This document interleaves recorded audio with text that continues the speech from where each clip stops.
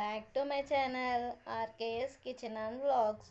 ఈరోజు మన ఛానల్లో సింపుల్గా అండ్ టేస్టీగా వెజ్ బిర్యానీ నా స్టైల్లో ఎలా చేయాలో చూపిస్తున్నాను.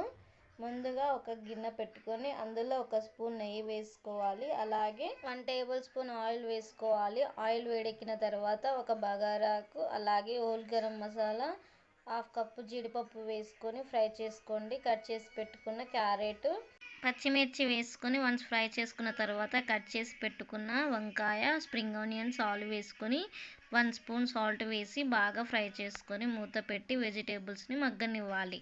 ఇప్పుడు మూత తీసి 2 రెమ్మల కరివేపాకు వేసి కట్ చేసిన కప్పు టమాటో వేసి వన్స్ బాగా ఫ్రై చేసుకున్న తర్వాత 1 స్పూను అల్లం, 1/2 టీ స్పూన్ పసుపు వేసి పచ్చివాసన పోయేంత వరకు ఫ్రై చేసుకున్న తర్వాత కట్ చేసి పెట్టుకున్న కొత్తిమీర, పుదీనా వేసి వన్స్ కలుపుకోండి. ఇప్పుడు 1 స్పూన్ కారం, 1/2 tea spoon garam masala, 2 spoons ధనియాల పౌడర్ వేసి బాగా ఫ్రై చేసుకున్న తర్వాత ఒక 1/2 కప్పు పెరుగు వేసి బాగా కలుపుకోవాలి.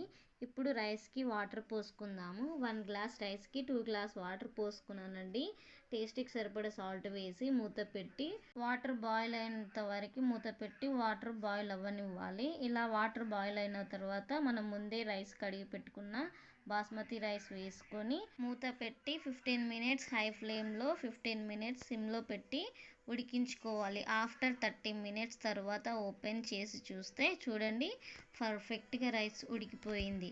ఈ పండగకి వెజిటేరియన్స్ వారు ఎవరైనా ఉంటే ఇలా చేసి రైతాతో సర్వ్ చేసుకుంటే ఎంతో టేస్టీ అయిన వెజ్ బిర్యానీ రెడీ. ఈ వీడియో మీకు నచ్చినట్లయితే లైక్ చేసి, షేర్ చేసి నా ఛానల్ని సబ్స్క్రైబ్ చేసుకోండి. Thanks for watching.